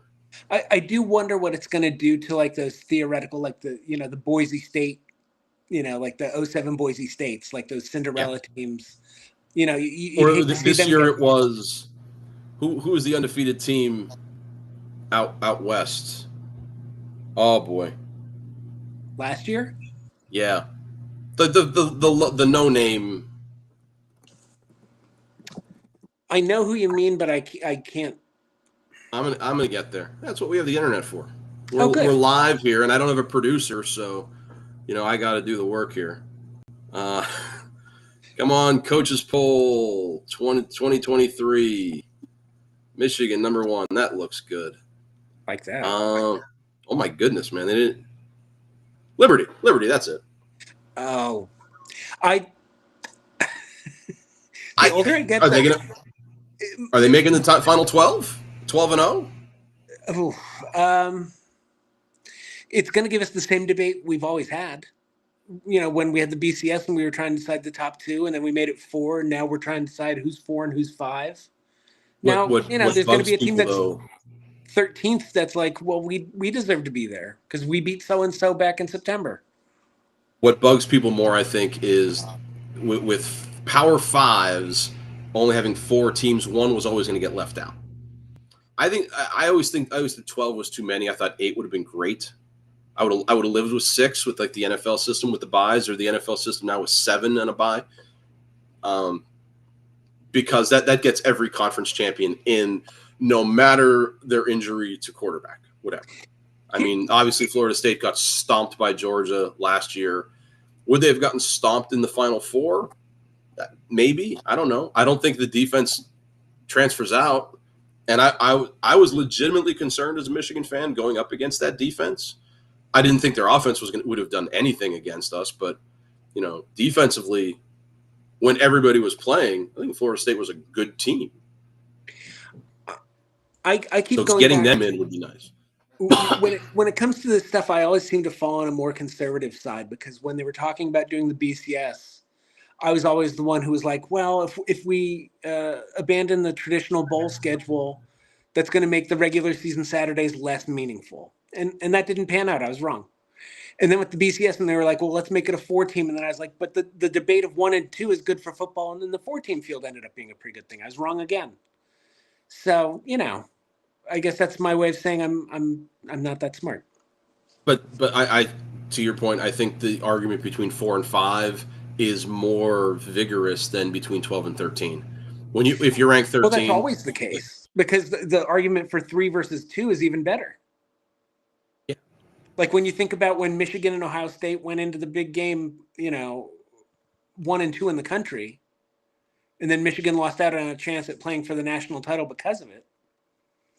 So that was a time where it came back to bite me as a fan, but I was still like, you appreciate what it meant. It made the game so much more meaningful. And ultimately I could say, you know what? If Michigan would have won, I would have told Ohio State to go pound sand. Yeah. That's how I talk when I'm not on camera. I wonder, like I said, I wonder now, will the game be different the second time around or the third time around? And I don't know if that happens this year, because like I said, I really think Oregon's going to come in and take the league by storm. We'll see, but down the road, you're going to see Michigan, Ohio twice a year. And like I said, I don't know if I'm mentally, physically, or emotionally ready for that. It'll be interesting. I think it'll be a culture shock, the way that, like, when Ohio State and Michigan found that they, like 10, 15 years ago, could not match speed with the Alabamas and with the Florida teams. I wonder if teams like Oregon are going to come in and just their run style of play. Yeah, if they're going to run the traditional Big Ten teams off the turf, or if the game has become homogenized enough and that every team's speed is relatively close to each other. I'm curious what the gap is. Yeah, well, we will find out going into this year. I don't know if Oregon's on Ohio's schedule. I'd have to look that up, but because I think Ohio has a pretty light schedule comparatively, so I'm not sure. But the Big Ten title game might be the two O's going against each other. We'll see. Michigan, Ohio, biggest rivalry in sports. I think we can all agree. For you and I, though, when we went to college, our two colleges played against each other. So you and I got pretty into the PSAC Division II level of football. And you just mentioned the other day, buddy, yours sent you this preseason poll, and it doesn't look good for your school, and it only looks moderately okay for mine. So what do you know about Bloomsburg football, if anything? So their head coach, Frank Sheptock, Hall of Fame linebacker. He played at Mount Carmel in high school. He played for BU in the 80s. Defensive-minded guy, and the offense just struggles to put points on the board. The offense is just hard to watch. They were always a run-heavy team under Danny Hale, but they were a fun run team. That sprint draw, and they had Harlan Hill-type running backs, and they brought in quarterbacks who could throw on the run. Now they feel very vanilla on offense. I wonder how long Frank Sheptock's going to be there. If BU's at 8th in the East now, and if they have, a 3-win season this year, it's just really disappointing. After BU, the first year I got to BU, Herb Sigler won the Harlan Hill, and it was nothing but a good 20 years of success going to they were a power for a while. Yeah, I mean, they had another Harlan Hill guy with Franklin Kouyaté. They played for the national title in 2000. So it's just sad to see them at 8th in the PSAC East. I mean, so as an IUP guy, I was out west, and so the way the rankings go, this is the coaches poll. You're not allowed to vote for your own team, so it appears that Slippery Rock has a high opinion of IUP because everybody likes Slippery Rock out west. They're the resounding favorites. IUP was barely above 500 last year. They were 6-5, but Coach Paul Tortorella. I love Tortorella. Tort is just he's just like a hard-nosed, blue-collar, tough guy. He reminds me of like the Floyd Weiss, Dan Igo style coach that we had. They got killed by injuries last year and some bad luck late in games. What's good for them is they return their quarterback. They have their starting quarterback back for the first time in 6 years. So hopefully that helps. They've got their Charles Woodson of sorts. Darius Bruce is back for senior year, 3-time All-League defensive back. So it's one of those we'll sees with IUP. The schedule is not friendly to them. They only have 4 home games. They start out in Ohio at oh god, it's eluding me. Ashland, I think. Ashland is their first opponent, and Ashland's good. So Ashland's always good. Yeah, they're a name you've seen in the national playoffs. But the preseason we'll follow our schools here on Soup and Meatballs to see how things progress here in the PSAC, and as far as hardcore sports news, that's about as hardcore as you're going to get, folks. I mean, we here at Soup and Meatballs are like, we're on top of the things that you want to know about, but we're also going to do some goofy stuff. And the first thing of goofy stuff that we're going to do, because we are a show, I want to call us a podcast, but we're not. We're a video series or something on the interwebs. We're a multimedia sensation. Right. We named our show Soup and Meatballs. We needed a name. And I was doing some grocery shopping, and I was walking down the aisle, and I saw soup. And I thought to myself, is there anyone on this planet who likes soup more than Tim? There's not. And the answer was no. So I thought it might be an interesting thing for us to do on our first show to not only talk about, soup and or meatballs, but drafts. I love drafts. I think drafts are fun. Our top 5 style foods. Now, here's the way this is going to work for everybody at home. I have a standard deck of casino cards, and I'm going to choose one at random. I chose this one. Okay, here it is. And Tim's going to guess either red or black in order to get the first pick in the draft. But really, this is going to be the third pick in the draft because we both know what our first food is going to be, just based on the show name, right? So, Tim, you going to call red or you going to call black? We did this before the show. I said red and I was wrong. So I'm going to play the probability of it being red this time. I'm going to say red again. Always bet on black. So there it is. Wesley Snipes tried to tell me. So obviously with the first pick, and I can't write this down because we have a cool little slideshow, but that's about where the coolness ends on our technology usage. I will pick my favorite food is meatballs. So meatballs is number 1. That's a no brainer for me. Tim, where are you going with number 2? I'm going to keep it simple. Wait, do I have to take soup? You don't have to, but you run the risk of me taking soup third. Okay. Would I do that to you? I'm going to run that risk because I don't think you would. I'm going to keep it simple. I'm going to say like a classic slice, like a New York slice of pizza. Pizza. Okay. So you went pizza. Believe it or not, it didn't make my list, my prep list. So I'm totally cool with that. Okay. I will not kill you. I like soup, but it's not making the top 5. So I don't know how specific we need to be. If I need to be specific, you can tell me. But my number 2 is just cheese. Oh, that's good. Straight up cheese. That's And if good. I have to be specific, I will go Land of Lakes sliced American because I'm basic. See, when I eat cheese, which is more than you might think, I go with a good sharp cheddar. Okay.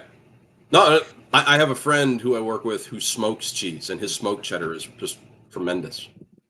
Well, So, I'm gonna throw you another curveball. Now, I do have a question. Quick, when I say soup, does that encompass all soup, or yeah, like with also, cheese? I would I'll even throw like beef stew in there as soup, but I'm not giving you cereal. Okay, then I'll go soup too. Soup too. I mean that's fair. I mean this isn't pizza and meatballs. I mean you got to get the name of the show in there. I think that's the benefit of me winning the draft here is I that had to mix up my strategy. I had to go my to the my war number room. my number 3 is something that I could honestly swim in and eat my way out of a swimming pool. I think I'm gonna go Cool Ranch Doritos. That's a good. But I would I have just no. want you to picture a swimming pool full of Cool Ranch Doritos and me eating my way out like Pac-Man. That sounds painful. They're so pointy. Oh yeah. Well, no, I mean Don't belly they'd be flop. crunchy by the time I'd get in there. All right. Well, you can have the Cool Ranch. I'm a nacho cheese guy, but with number Okay. 3, I'm gonna follow your lead on cheese. I'm gonna say peanut butter because I'm a big Peanut peanut butter butter. guy. Okay. Peanut butter is one of the few foods that I cannot eat generic of. Generic I peanut can butter is and so have. much worse than like the Jif or Peter Pan. I always have to have peanut butter in my house at all times. So now is when it gets really tough because of the list I made. I'm looking at it right now, and I even right now, like I'm under the gun. The clock is on. Like I don't want to go Minnesota Vikings and have you jump in on me. So I'm going to jump into the candy realm. I'm going to take fruit gems. I I thought you were love gonna. fruit gems. My I thought you were gonna grandmother take my used to next have these pick. things. My grandmother used to keep these things and they were just tremendous. Like I want a fruit gem now. So going fruit gems. As soon as you said you were going into like candy, I thought you were just talking sweets in general. I was really worried I held out too long. It's another item. I have some strawberry in my freezer right now. I'm going ice cream. Ice cream, that's good. So I mean, I was always a rainbow sherbet guy, but ice cream is ice cream in the 4th round is. A I shocking mean, drop. that's an Aaron Rodgers level drop, or like Joe Montana in the 3rd, It's like almost. Randy Moss. The ice cream was caught like smoking weed at Florida State, so it ended up at a smaller school. I love that. I love that. And as far as 5 goes, oh my goodness, like I've got some bangers here. Like, oh my gosh, and do I go for portability or like a sit down meal? I don't know. The clock's running, so I'm gonna go breakfast because not only does this make good food, but it makes good milk. I'm gonna go with Cocoa Krispies. Oh, okay. I'm torn between 3 different entree type foods. And I'm going to say pork chops. You like so pork chops wouldn't have made my list. Love pork chops. I They're think not pork even. is the best of the meats.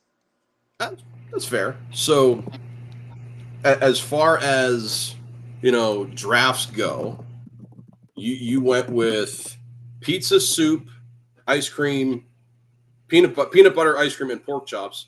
I went meatballs, cheese, Cool Ranch Doritos, fruit gems, and Cocoa Krispies. Did you have any on your list that like made the I love a honorable good mention? rare. I love a good rare steak.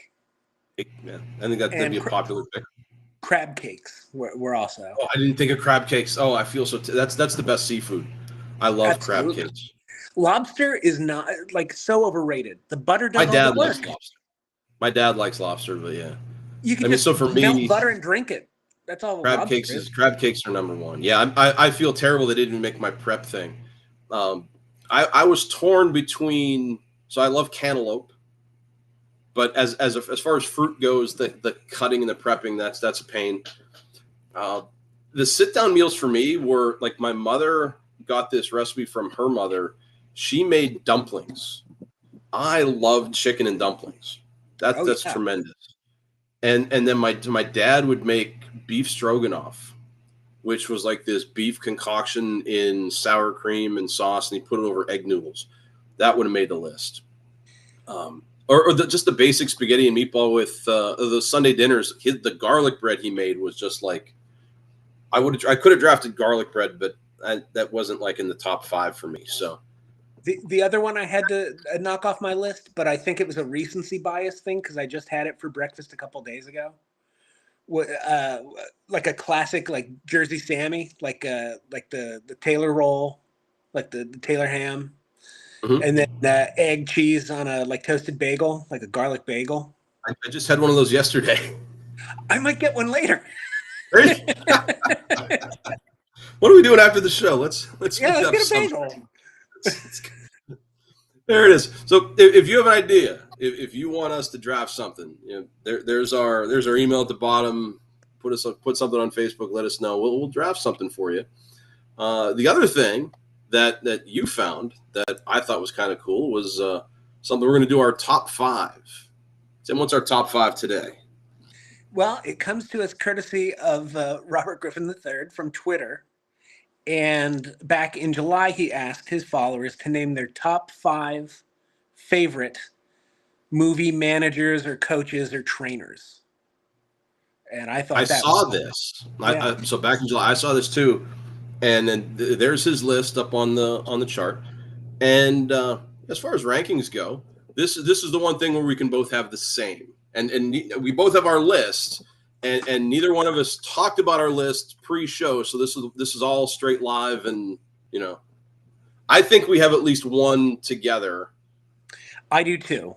And I have one of. I didn't see I didn't see RG3's list before I made mine. I only have one of his, and you said you have one, and you think it might be the same. So let's find out. All right. Do you want to start since you won the cards, or should I start? You start on this one. Okay. My number 5 is Chubbs from Happy Gilmore. I like that. The great Carl Weathers. He only has one hand, so I will give him a hand.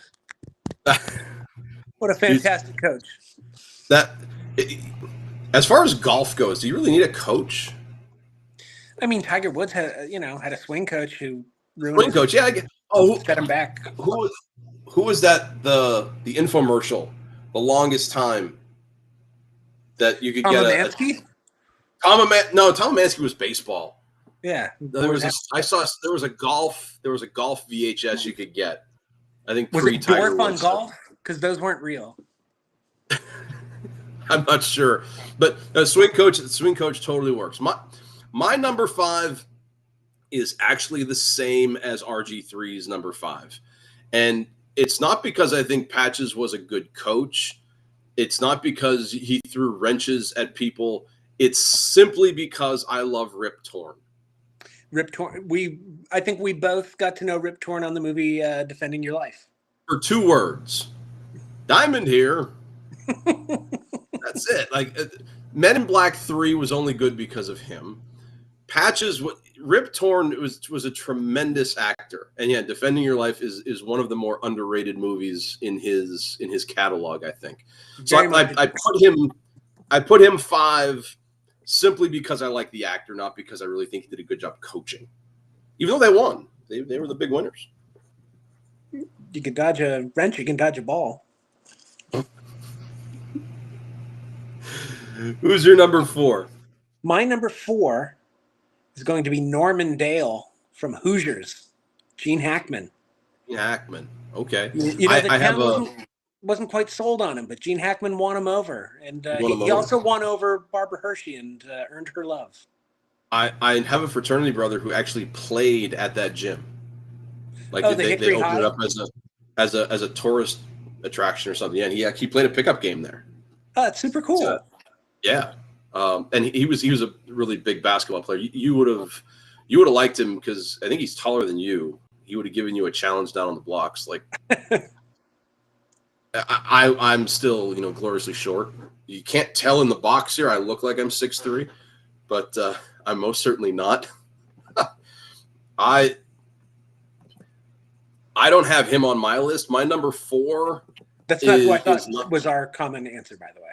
cool. That was I think I have an idea who our same one is too. My number 4 is a baseball coach, but he's not the head coach. He's an assistant who really comes into his own when talking on the mound about potential wedding gifts. I'm going to go with Larry Hockett from Bull Durham. See, that's a good answer, except that's a case where I hate the actor. I'm Oh, sure you don't like I'm sure Burt Robert Hall, Wool's a or nice what's his man. name? Robert Wool, he was the star of HBO's Arliss before HBO had like prestige television. Not my favorite, but he's great Not in a that guy. movie. Okay. I think he was the calming. He was like the Don Zimmer in that dugout, where if things were going badly, he would say something ridiculous and just calm things down. I think of him more like a Leo Mazzoni in that the camera would show him way too much, and every time it did, I got super annoyed. Well, Just rocking. Back and forth with his hands in the shiny jacket. Yeah. All right, I'll go. Who you got number 3? My I number cheated 3. for my number 3. My number 3. You may know him as a head coach. You may know him as a former minor league phenom. But a group of young children know him as Morris Buttermaker, the coach of the Bad News Bears. So Loves cleaning pools while enjoying a nice cocktail. I think what kept him off my list was the beers in the dugout. I think that clinched it for me. And Walter Matthau, you can't go wrong. Why? Yeah. I also think the duplication of who's the guy who played Bad Santa? Billy Bob Thornton. Billy Bob Thornton. Billy Bob Thornton played him too, so yeah, hurts him in a the little. remake. But it's a fine selection. My number 3, I cheated a little bit. I took 2 because they're basically they coach at the same time, and one guy gets a heart attack, which he thinks which is like heartburn. I'm going to go with Wally Rigg and Ed Gennaro at Texas State with in Necessary Roughness. Wally Rigg got one chance to coach, and he ripped his tie off, and he got people pumped up and ready. So I'm going with those 2 together. And you gamed the system a little bit. You got a 2 for there, but I got to respect it. I can't even hate. And I don't know if anyone's seen that movie lately. I rewatched it maybe like a year and a half ago. And Does it hold up? It's bad. It's a bad movie. It's as bad as you think. Crusty old Dean is really the problem. The crusty old Dean played by Larry Miller. Such a good bad guy, though. He is. Yeah, he played something of a bad guy on an episode of Seinfeld. Did he? Yeah, because Larry Miller's a stand-up comedian who is friends with Jerry Seinfeld. A good foil for Ed Gennaro and whatever Scott Bakula's quarterback name was. I can't remember. Well, just call him Chris Wenke. There you go. My next one. Number 2, I think we're on. Number 2. And he's on the list because I remember that he loves me. It's Mickey from Rocky. Mickey. All right. So I think our 1 and 2 might be the same then, because my 2 is Mickey as well. Oh, great minds. The ghost scene from, was it Rocky 3? I got it's almost like the same level of goosebumps I get thinking about David Cohn's Perfect Game. Like the way that Burgess Meredith, the script, the writing, the music, the smoke and the sound. Oh, that's just amazing stuff. I think my favorite Mickey moment is when Rocky in the first movie is walking out to get to the ring, And Mickey's asking him about the robe, and Rocky's like, "Oh, well, it's for my friend's like meatpacking business." And like Mickey's like, "Well, what did you get?" And like I can't remember what it is. It's something dumb. And then Mickey, like Burgess Meredith, just looks over his shoulder and goes, "Shrewd." That, Cracks me up that every time. I love it when Rocky's trying to get him to manage him, and Mickey's just basically, you're nothing. You're a bum. All you'll ever be is a bum, thumb breaker. Working for the mob. And then when Apollo Creed taps him as the challenger, Mickey's like, "Hey, what about me?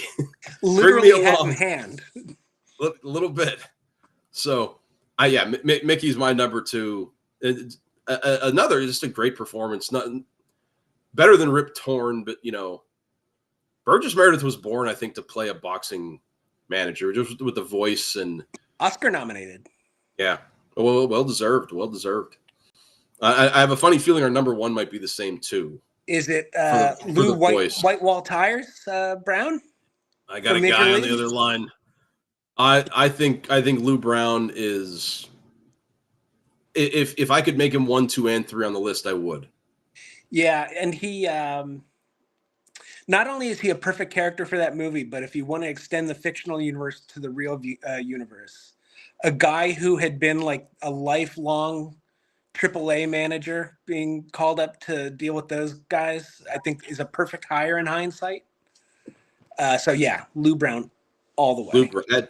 Enough said. Like we don't have to. Although we should just talk more Lou Brown quotes for like hours.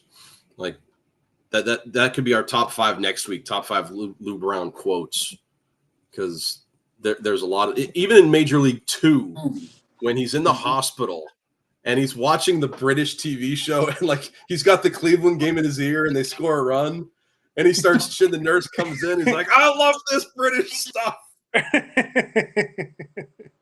That's so awesome. It's tremendous. So there it is. There's our draft, and we'll do some goofy stuff here on the show. We're going a while here. I mean, we're at $1:44, so I want to let people know we probably won't go this long in the future. But the one thing that Tim and I do in our text threads is we ask people ask each other trivia questions, and you're a lot better at them than I am. I get maybe like 50%.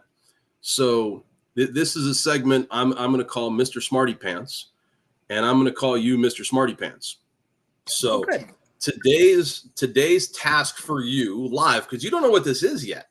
Sure. So we're going to see, because of our shared fondness for Michigan football. We're going to talk about Michigan football. Okay. And we're going to go back to 1997. Okay. I thought we might. And it was the last time they won a national championship before this one. So your task here live, there are 22 primary starters on offense and defense for the 1997 Wolverines. How many can you name? And when you're done, I'll tell you how many I named before I looked them up. I mean, the glamour guys. So like, Greasy, Chris Howard, Jeremy Tooman. Jeremy Tooman's one. Who was the other one you said? Oh my God. Now I can't remember. Was it Chris Howard or Chris Perry? Yeah, I'll give you Chris Howard. Okay. Perry was much later. Yeah, I was like conflating the two. Yeah. Obviously, Woodson. Charles Woodson. You're up to 4. Oh, I don't remember anyone on the offensive line, I don't think. Okay. I can tell you one of them was recently elected to the Hall of Fame. He was a Seahawk. Recently elected to the Hall of Fame as a Seahawk? Maybe recently is a bad word. Walter Jones? Walter Jones. He wasn't a Michigan guy. Recently. He was a Seahawk, though. Yeah. His namesake is a standout defensive lineman now in Detroit. I don't know if I know this. I think we need to rename the segment. Well, we'll get you there. So was Amani Toomer on the 97 team, or did he graduate? He was. I don't know if he had left by then. He wasn't a primary starter on the 97 team. He might have left in 96. That's a good guess, though. Yeah, because I'm trying to think who the receivers were, because that's way too early. Well, it's like The 3 years receiver, early. I'll tell you, I missed on both the receivers when I made my list. Yeah, because Tuman was the leading receiver. Tooman was the one I got. So I'll give you the receivers because I don't want to hurt you here. Ty Streets. Ty Streets, 86. And I never would have gotten Russell Shaw. Oh no, That's that's a name that's don't been feel bad about that. Yeah.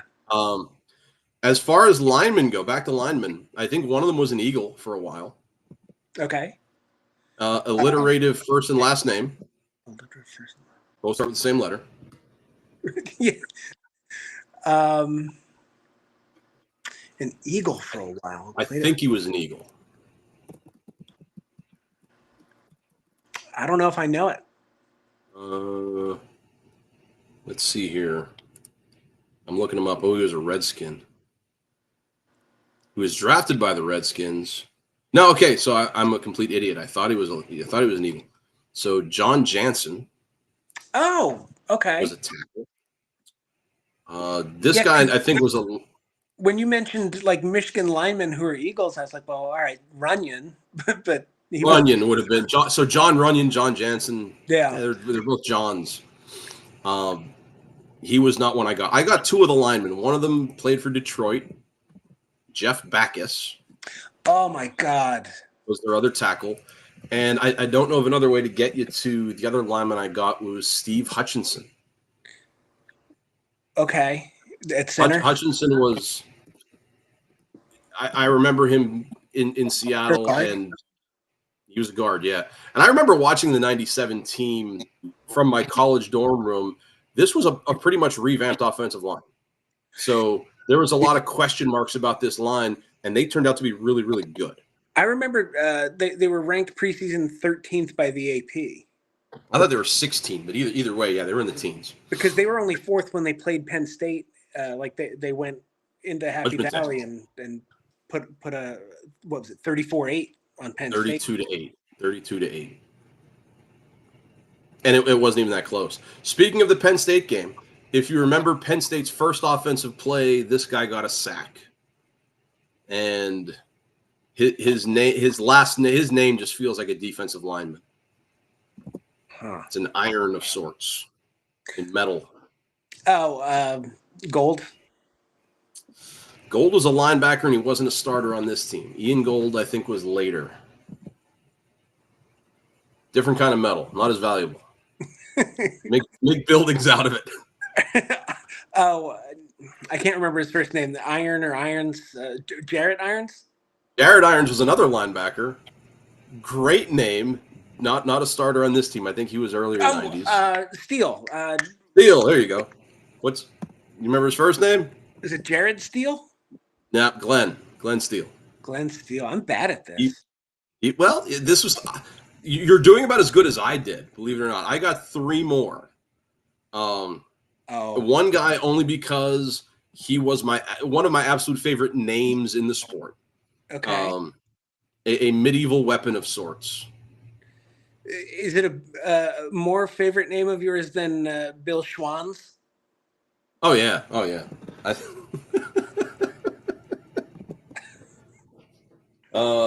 Let's see here. Do I have one sitting around that I could show you? I used to. And of course, like when you think of this guy, you might think of the weapon, but he's not holding it right now. Is that He-Man? It is in fact He-Man. What does He-Man carry? A sword. A sword, yes. So we got Sam Sword, the middle linebacker. Oh boy. I remembered this guy because when you watch the Big Ten Network documentary on the 97 team, this guy did more talking in the defensive secondary than anybody, and he started a fight against Ohio. Boy. He was a blank of sunshine. All right. So Ray, why am I so bad at this? Because he didn't have any time to practice. That's okay. I'm telling you, I only got one more, and it's only because it's the position I played in high school. I knew Right. both people in the backfield.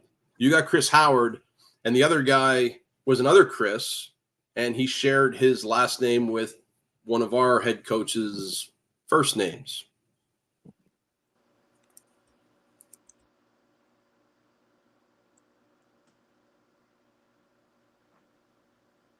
Boy. Chris. He's the fullback. You're not going to get any love from you. I get that. Yeah, I'm drawing a blank. Chris Floyd. Oh my God, I don't remember. He was number 7. Chris Howard was number 8. Yeah, I thought that was kind of neat in their backfield because they both ran the ball not equally, but yeah, I liked Chris. Chris Floyd was one of my favorite Michigan running backs. So all total, let's see here. We got 1, 2, 3, 4, 5, 6. You got 7 out of 22, which, I mean, I got 8, so don't feel bad. We missed out on Zach Adamy, the center, Chris Zeman as a guard, Rob Renus and Josh Williams on the defensive line. Rob Renus. James Hall. And here's a name that I just thought he was later on. Clint Copenhaver. Great name. I didn't think he was – I thought he was on like those David Terrell like A-Train teams. The later teams. He might have been. He might have been a freshman on like this team, and he might have played later on. Andre Weathers was the corner opposite Woodson, and then Tommy Hendricks was the free safety. So, going forward, I don't know if Mr. Smarty Pants is going to be named 22, but you know, when you come at me with like name the top 10 pitchers with strikeouts in the 1980s, and like my first thought with Nolan Ryan was that's a no-brainer. But then I think I went like 0 for 3 because I went like Gooden, Clemens, and I was telling my dad about this. Like I pulled out Bob Welch because I thought about a baseball card that I had back in the day. Now that this guy's named after Jelly, I was like I couldn't think of 80s pitchers. You know, the ones that I came up with were just like you were saying no to all of them. So I was surprised because like Floyd Bannister was on the list, and if I remember right, my God. Charlie Hoff. Like from the Rangers? Charlie Hoff, okay. You don't think of a knuckleball guy as being a strikeout guy. No, not at all. Not to that point where you'd be the top 10. Backus, Hutchison, and Rob Renus are going to bother me all day. That's a tough pull from almost 30 years ago. So. Eesh. I don't feel bad. They'll get over it. I'm gonna go eat some soup to drown my sorrows. That's a plan. So, listen, next week or thereabouts. Check us out on Facebook because I'd like to do this every week. This is so far the best 2 hours of my day. I think this is our best episode yet. It might be. I don't expect us to go 2 hours again. If we go 30 minutes to 45 minutes, I think that's a win. And it might just be us bambling and rambling about stuff that we didn't even prep. So it might be we don't have a producer here. That could be the new name for the podcast, Bambling and Rambling. That's our sub name here. So if you have any questions, by all means, send them down to our email address. We'll check in the Facebook page. Tell us how awesome we are. We need that kind of reassurance in our lives. We need the validation. It makes us feel. If you want to come on as a guest, I think my dad was on with us the other day. He's actually here, but like we'll get him on next week because again, I don't want to go 3 hours. He actually wrote us a chat here. He said Chip Kelly has passed his prime as head coach. That's Big Jake's hot take on Chip Kelly. I don't know. Yeah, where was he? He was at UCLA recently, right? UCLA. He flamed out at, but that's UCLA. I mean, when you're in the same area as USC and you're not getting the same people. I mean, Ohio's Ohio. They're going to recruit better than UCLA. They just are. Yeah. So we'll delve into that. Maybe next week with Big Jake and see what he has to say. If you want to hop on with us, it's It's very easy. You tell us how awesome we are in person. We would love that. We're so Send us a needy. message We really online. do need. Yeah.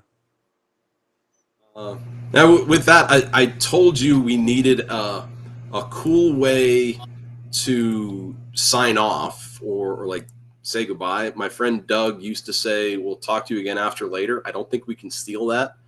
So if you have a cool way we can sign off, let us know, because we've racked our brains and The brain trust is stumped. it is. So until next time, I suppose. I'm Max. I'm Tim. Louise, and we're gonna go eat some soup and meatballs. What are you gonna eat today? See you next time. Oh, you know what we should do? Oh, how about this? It's a good way to we'll play our outro music. Play, you fool. It's not playing. Come on.